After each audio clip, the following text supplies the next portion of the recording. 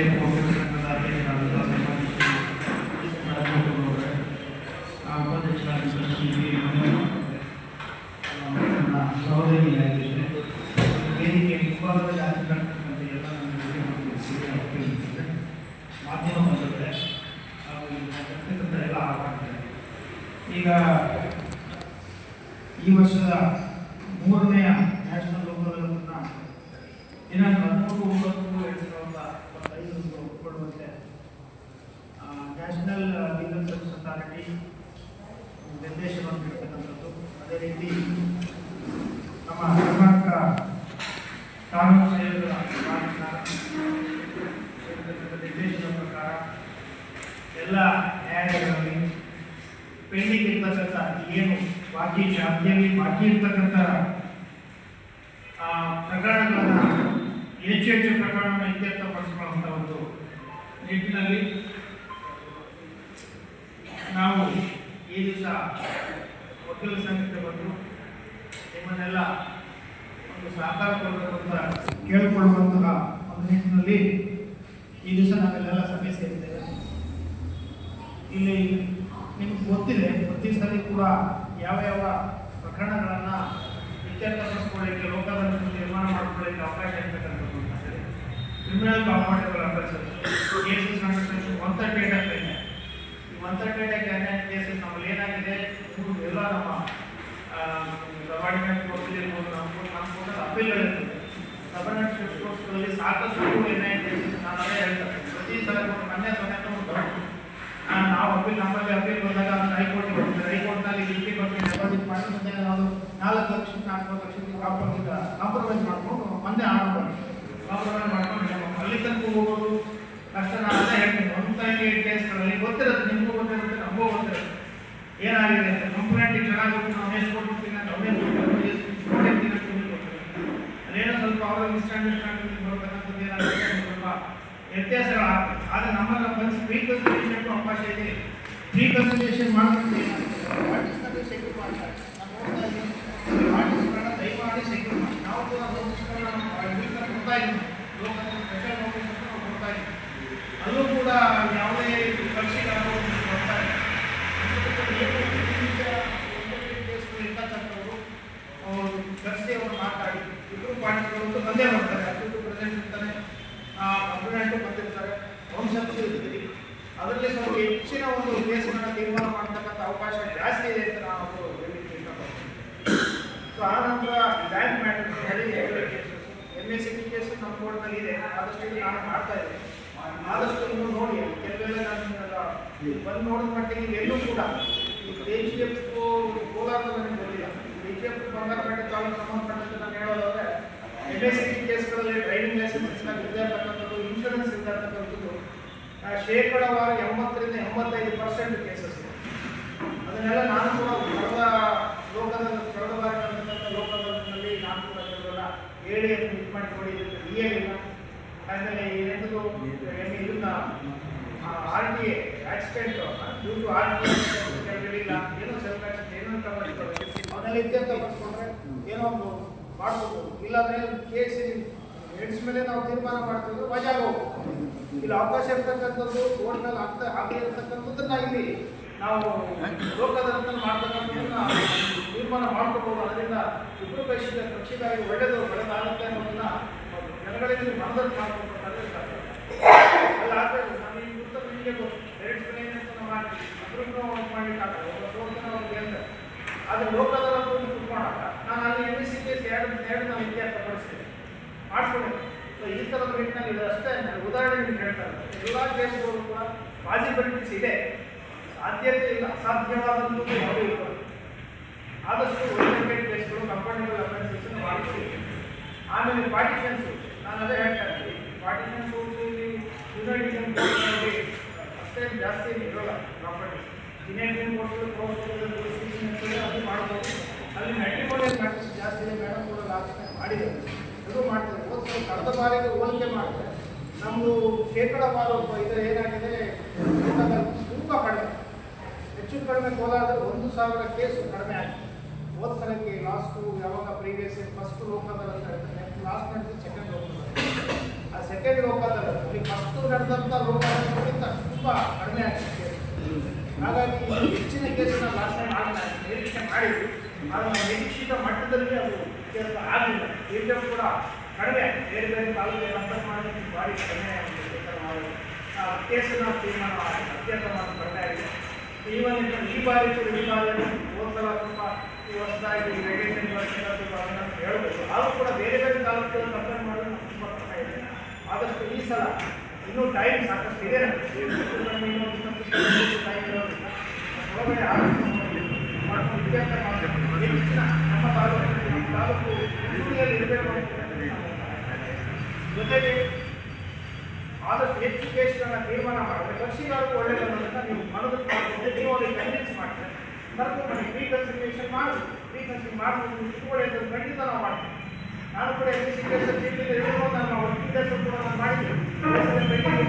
ಆ ಥರ ಮಾಡಿದ್ದಕ್ಕೆ 2-3 ಕೇಸ್ ಅದೆಲ್ಲ ಹೇಳಿ ಆ ಥರ ಮಾಡಿ ರೀಕನ್ಸಿಲಿಯೇಷನ್ ಮಾಡ್ತೀವಿ. ಏನೋ ನಾವು ಸ್ಪೆಂಡ್ ಮಾಡ್ತೀವಿ, ತೊಂದರೆ ಇಲ್ಲ. ಲೋಕದಲ್ಲಿ ಇವೆಲ್ಲ ಮಾಡಿದ್ದೀವಿ, part and parcel of duty ಆಗುತ್ತೆ. ಹಾಗಾಗಿ ಬಂದು ಈ ಸಲ ಈ ಬಾರಿ ಹೆಚ್ಚಿನ ಕೇಸ್ಗಳನ್ನು ಕೊಡ್ತೀವಿ. ಕೋಲಾರ ಜಿಲ್ಲೆಯಲ್ಲೇ KGF ತಾಲೂಕು ಪ್ರಥಮ ಸ್ಥಾನವನ್ನು ಗಳಿಸಲಿಕ್ಕೆ ಸರ್ಕಾರ ಕೊಡಬೇಕು ಅಂತ ನಾನು ಕೇಳ್ತೇನೆ. ಎಲ್ಲರೂ ಒಂದು ನಾನು ಸಾಕು ಮಂಡಿಸ್ತಾ ಇದ್ದೀನಿ. ಮತ್ತು ಇನ್ನೊಂದು ಆಮೇಲೆ ಲೇಬರ್ ಡಿಸ್ಟ್ರಿಕ್ಟ್ ನಮ್ಮಲ್ಲಿ ಇರೋದಿಲ್ಲ. Bad matters dispute related public utility services electricity water bill submit ಮಾಡಿ ಆ ಥರ ಇಲ್ಲ. MMDR ಕೇಸು ನಮಗೆ ಬರ್ತದೆ, ಯಾವುದೂ ಇದ್ದಂಗಿಲ್ಲ. ಎಕ್ಸೆಪ್ಟ್ ಡೈವರ್ಸು ಮೇಡಮ್ ಮಾಡ್ತಾ ಇದ್ದಾರೆ, ಲಾಸ್ಟ್ ಟೈಮ್ ಕೂಡ ಮಾಡಿದ್ದಾರೆ. ಲ್ಯಾಂಡ್ ಎಕ್ವಿಪ್ಮೆಂಟ್ ಕೇಸಸ್ ಇದೆ, service matters including defence pension cases ಅದರ ಇದ್ದರೆ ಇರಲಿಕ್ಕಿಲ್ಲ ಅಂತ ಮಾಡ್ಬೋದು. Revenue and other ancillary matters pending before high court ಅದೆಲ್ಲ ಡಿಸ್ಟ್ರಿಕ್ಟ್ ಕೋರ್ಟು ತಾಲೂಕು ಅಥಾರಿಟೀಸ್ ಅಂತ ಬರ್ತದೆ. ಅದರ್ ಸಿವಿಲ್ ಕೇಸಸ್ ನೋಡಿ, rent, easementary right, partition suits, injunction suits, specific property suits, execution case ನೋಡಿ ಎಷ್ಟು ಇದೆ. ಅಷ್ಟು ಕ್ಯಾಟಗರಿ ನಾವು ತೊಗೊಂಡ್ರೆ ಒಂದೊಂದು ಕ್ಯಾಟಗರಿನಲ್ಲಿ execution, partition suits, injunction suits ಎಲ್ಲ ಒಂದು ಕ್ಯಾಟಗರಿ ವೈಸ್ ಮಾಡ್ಕೊಂಡ್ರೆ ಸಾಕಷ್ಟು ಇತ್ಯರ್ಥ ಮಾಡ್ಬೋದು. ಮನಸ್ಸು ಮಾಡಬೇಕಾದ್ರೆ ಪಕ್ಷಿಗಾರಿಗೆ ನೀವು ಮನವೊಲಿಸಬೇಕು. ಇಲ್ಲ ಬಂದಿದ್ದಾರೆ ನೀವು ಸ್ವಲ್ಪ ಮಾತಾಡಿ ಅಂತ ನಾವು ಟೋಟಲ್ ಸಿಂಗಲ್ ಕುತ್ಕೊಂಡು ಮಾತಾಡಬೇಕು. ಫ್ರೀ ಕನ್ಸಲ್ಟೇಷನ್ ಅವಕಾಶ ಇದೆ. ಹೊರಗಡೆ ಇರೋದು ನಾವು ಕುತ್ಕೊಂಡು ಮಾತಾಡಿ ಮೀಟಿಂಗ್ ಮಾಡಬೇಕು, ಅವಕಾಶ ಇರೋದ್ರಿಂದ ಅದಕ್ಕೆ ನೀವು ಸ್ವಲ್ಪ ಹಿತಾಸಕ್ತಿಯನ್ನು ತೋರಿಸಿದ್ರೆ ಹೆಚ್ಚು ಕೇಸ್ಗಳನ್ನ ಇತ್ಯರ್ಥ ಮಾಡೋದರಲ್ಲಿ ಯಾವುದೇ ಸಂಶಯ ಇಲ್ಲ ಅಂತ ನಾನು ಭಾವಿಸ್ತೀನಿ. ನಾನು ಅದರ ಕ್ರಿಮಿನಲ್ ಕೇಸಸ್ ಅಂತಾನೆ ಸೊ ಈ ಥರದ್ದೆಲ್ಲ ಇರೋದ್ರಿಂದ ಸೆಕ್ಯೂರ್ ಮಾಡಿ ಈ 138 ಕೇಸ್ಗಳು ನೀವು ಯಾವುದನ್ನು ಹಾಕ್ತಾನೆ ಇಲ್ಲ. ಹೈಕೋರ್ಟಿಗೆ ಹೋದರೆ ಡೆಪಾಸಿಟ್ ಮಾಡಿ ಅಂದಾಗ ಅವ್ರಿಗೆ 50% ಡೆಪಾಸಿಟ್ ಕೇಳ್ತಾರೆ, ಅಲ್ಲಿ ಕಾಂಪ್ರಮೈಸ್ ಮಾಡಿ ಇಲ್ಲೂ ಮಾಡ್ಕೊಬೋದು. ಅವ್ರಿಗೂ ಸೇವ್ ಆಗ್ತದೆ, ನಿಮಗೂ ಬಂದು ನಮ್ಮ ವಕೀಲರಿಗೂ ಬಂದು ಅಲ್ಲೇನು ಬೈಕೊಂಡು ನಾನು ಬೆಂಗಳೂರಿನ ಸಾಕಷ್ಟು 6 ವರ್ಷ ಕೆಲಸ ಮಾಡಿದ್ದೀನಿ. ಅಲ್ಲಿ ವಕೀಲರು ಅಂತಂದರೆ ಇರ್ತದೆ, ಏನು ಮಾಡೋಕ್ಕಾಗಲ್ಲ. ನಮ್ಮ ಆಫೀಸ್ ಅವರು ಒಂದು ವೃತ್ತಿದಲ್ಲಿ ಆ ಒಂದು ಸ್ಟ್ಯಾಂಡರ್ಡ್ನೆಸ್ ಜಾಸ್ತಿ ಬರುತ್ತೆ, ಏನು ಮಾಡಲಿಕ್ಕೆ ಆಗೋದು, ಕೊಡಲೇಬೇಕಾಗುತ್ತೆ.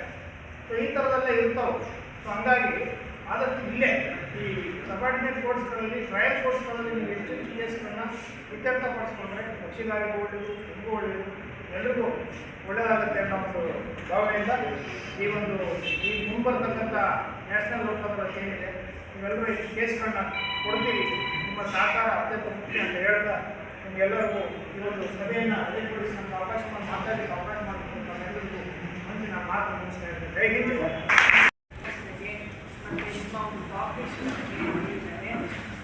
ಲಾಸ್ಟ್ ಲೋಕಾದಾಲಕ್ಕೆ ಕಂಪೇರ್ ಮಾಡಿದರೆ ಈ ಸಲ ನಮಗೆ ರೆಫರ್ ಆಗಿ ಕಮ್ಮಿ ಆಗಿದೆ. ಸೊ ರೀಸನ್ ಗೊತ್ತಾಗ್ತಾ ಇಲ್ಲ ಏನಕ್ಕೆ ಅಂತ. ಸೊ ಹಾಗಾಗಿ ನಾವು ರಿಕ್ವೆಸ್ಟ್ ಮಾಡೋದಂದರೆ ಸೆಟಲ್ಮೆಂಟ್ ಆಗೋ ಸಾಧ್ಯತೆ ಇರುವಂಥ ಕೇಸಸ್ ಎಸ್ಪೆಷಲಿ 138 ಬರುತ್ತೆ. ಅದು ಬಿಟ್ಟರೆ ಈಗ ಎಕ್ಸಿಕ್ಯೂಷನಲ್ಲಿ ಆಲ್ಮೋಸ್ಟ್ ಲಾಸ್ಟ್ ಟೈಮ್ ತುಂಬ ಚೆನ್ನಾಗಿ ಎಕ್ಸಿಕ್ಯೂಷನ್ ಆಗಿತ್ತು. ಬಟ್ ನಾವು ಟೋಟಲಿ ಆಗ್ತಾ ಇರೋದ್ರಿಂದ ಅದು ಬೇಗನೆ ಬಿಡ್ತಾ ಬರ್ತಾ ಇದೆ.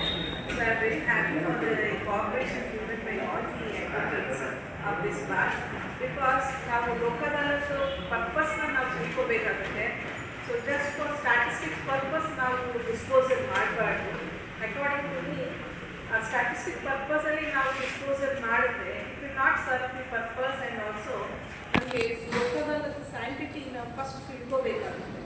ಸೊ ಹಾಗಾಗಿ 138 ಆಗಲಿ ಯಾವುದೇ ಆಗಲಿ ನಾವು ಕರೆಕ್ಟಾಗಿ ನಾವು ರಾಜಿ ಮಾಡ್ಕೋಬೇಕು. ಈಗ ನಾನು ಲಾಸ್ಟ್ ನೋಡಿದಾಗ ಸುಮ್ಮನೆ ನಾನು ಲೋಕದಾಲತ್ತಿಗೆ ಡಿಸ್ಪೋಸಲ್ ಮಾಡ್ಕೊತೀವಿ ಆ್ಯಂಡ್ ಎಕ್ಸಿಕ್ಯೂಷನ್ವರೆಗೆ ಹೋಗ್ಬೋದು. Again will take 2 years 3 years together ಆಗುತ್ತೆ. ಡಿಫ್ರೆನ್ಸ್ ಚೆಕ್ ಆಗುತ್ತೆ. ಸೊ ಆ ರೀತಿ ನಾವು ಮಾಡೋದ್ರಿಂದ ಲೋಕದಲ್ಲಿ ಸೈಂಟಿಫಿಕ್ ಅರ್ಥ ಮಾಡ್ಕೊಳ್ಳಿಲ್ಲ ಅಂತ ನನಗೆ ಅನಿಸುತ್ತೆ. ಸೊ ಹಾಗಾಗಿ ನೀವು ದಯವಿಟ್ಟು ನಾನು ನಿಮಗೆ ಏನು ಹೇಳ್ಕೊತೀನಿ ಅಂದರೆ, ಈಗ ನಿಮ್ಮ ಪಾರ್ಟೀಸ್ಗೆ ಹೇಳಿ, ಯಾಕಂದರೆ ಅವ್ರಿಗೂ ಕೂಡ ನಾವು ಅವೇರ್ನೆಸ್ ಕೊಡಬೇಕಾಗುತ್ತೆ.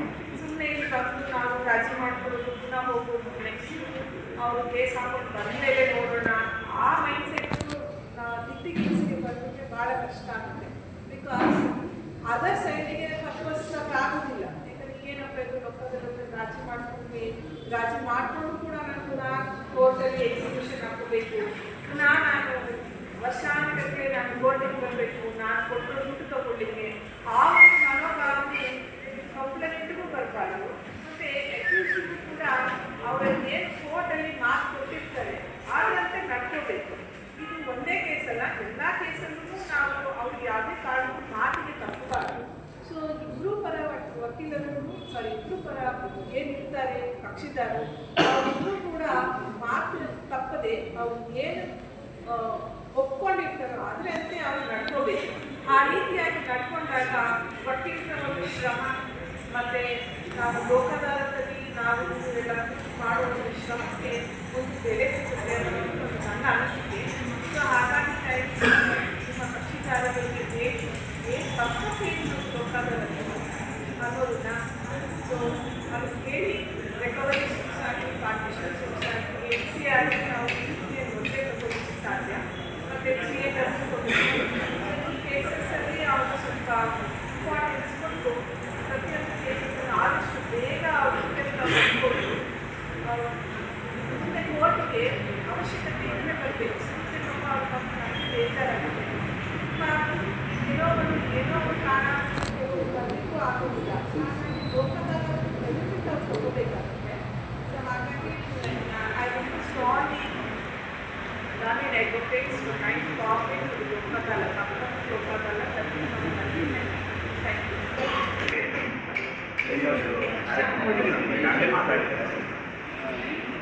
ಏನು ಪ್ರತಿ ವರ್ಷದಂತೆ ಈ ವರ್ಷದ ಒಂದು 3ನೇ ಲೋಕಾರ್ಪಣೆಗೆ ಏನು ನಮ್ಮ ವಕೀಲ ಸಂಘದ ಒಂದು ಸಹಕಾರವನ್ನು ಕೊಡ್ತಾ ಈ ಒಂದು ವಕೀಲ ಸಂಘಕ್ಕೆ ಆಗಮಿಸ್ತೀವಿ. ಈ ಒಂದು ಲೋಕಾರ್ಪಣೆಯ ಮೂಲ ಉದ್ದೇಶ ಏನಂದರೆ, ಪ್ರತಿಯೊಂದು ಪ್ರಕರಣಗಳಿಗೆ ಏನು ಸಹಾಯಗಳಿರೋ, ಸಿವಿಲ್ ಪ್ರಕರಣ ಆಗಿರ್ಬೋದು, ಕ್ರಿಮಿನಲ್ ಪ್ರಕರಣ ಆಗಿರ್ಬೋದು, MEC ಆಗಿರ್ಬೋದು, ಅಥವಾ ಚೆಕ್ ಕೇಸ್ ಆಗಿರ್ಬೋದು, ಎಲ್ಲ ಕೇಸಲ್ಲೂ ಸತ್ತಿಲ್ಲ ಇದೆ. ಅಂದರೆ ಪ್ರತಿಯೊಂದು ಕಾನೂನುಗಳಲ್ಲಿ ಇದೇ ರೀತಿ ಅದನ್ನು ನಾವು ಮಾಡಿಸ್ಬೇಕು ಅಂತ ಈಗಾಗಲೇ ಸಾಕಷ್ಟು ವಕೀಲರು ಗೊತ್ತಿದೆ. ಆ ಒಂದು ಪ್ರಕರಣ ಪೂರ್ವಕವಾಗಿ ಎಲ್ಲ ಪ್ರಕರಣ ನಾವು ಇತ್ಯರ್ಥಪಡಿಸಬೇಕಾಗುತ್ತೆ.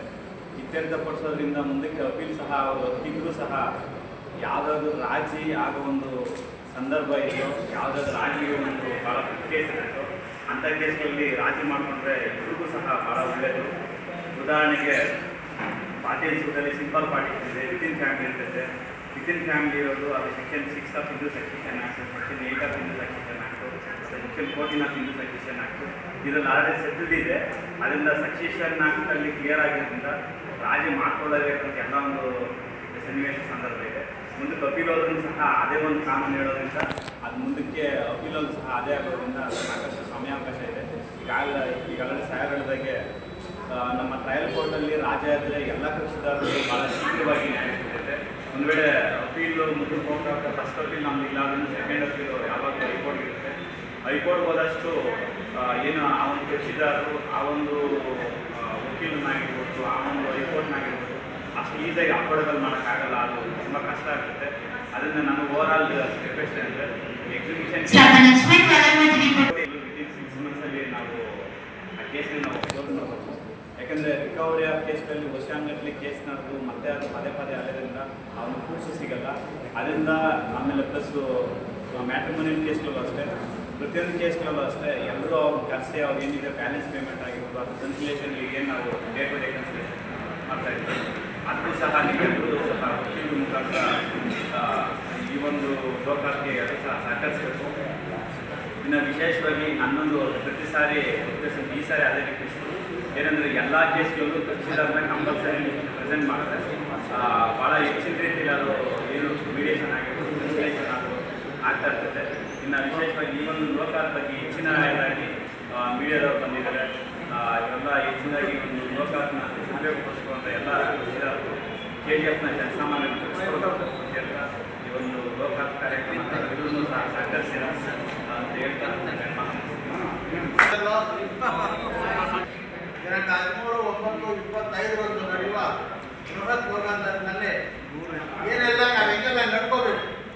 ವಕೀಲರು ಅನ್ನೋದ್ರ ಬಗ್ಗೆ ಪೂರ್ವಭಾವಿ ಸಭೆಯನ್ನು ಈ ನಮ್ಮ ವಕೀಲರ ಆವರಣದಲ್ಲಿ ನಡೆಸ್ತಾ ಇದ್ದೀವಿ.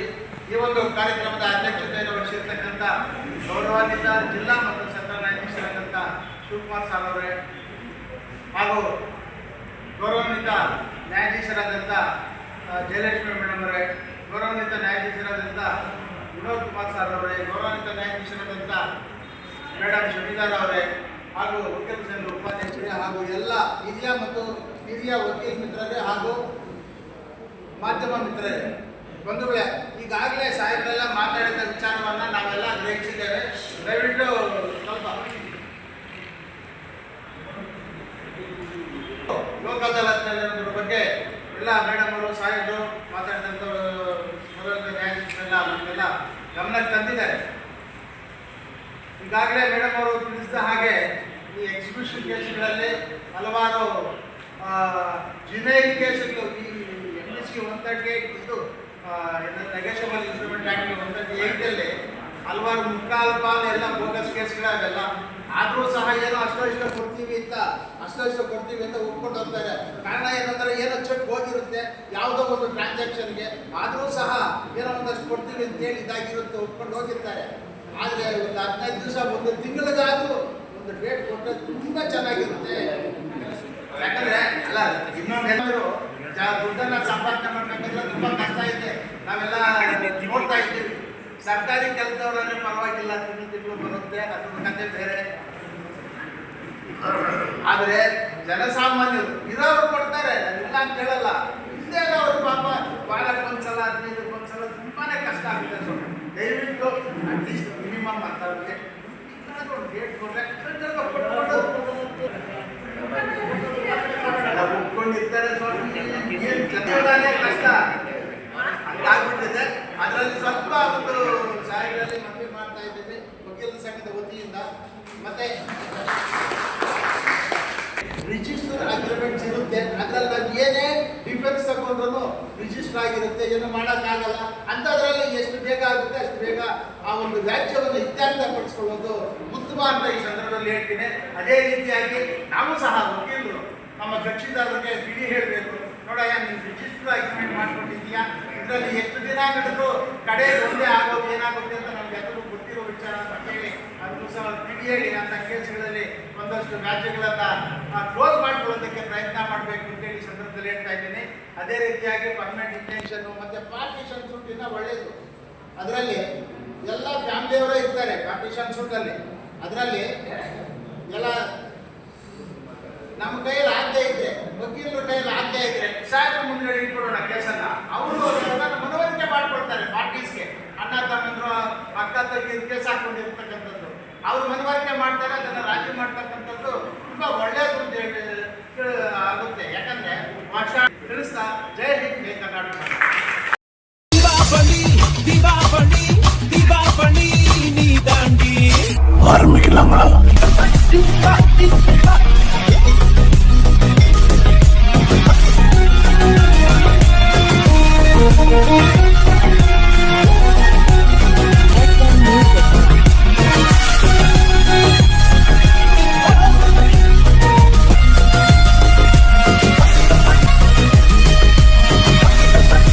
தரம் என்றும் நிரந்தரம், தரம் என்றும் நிரந்தரம், தரம் என்றும் நிரந்தரம். வாங்க.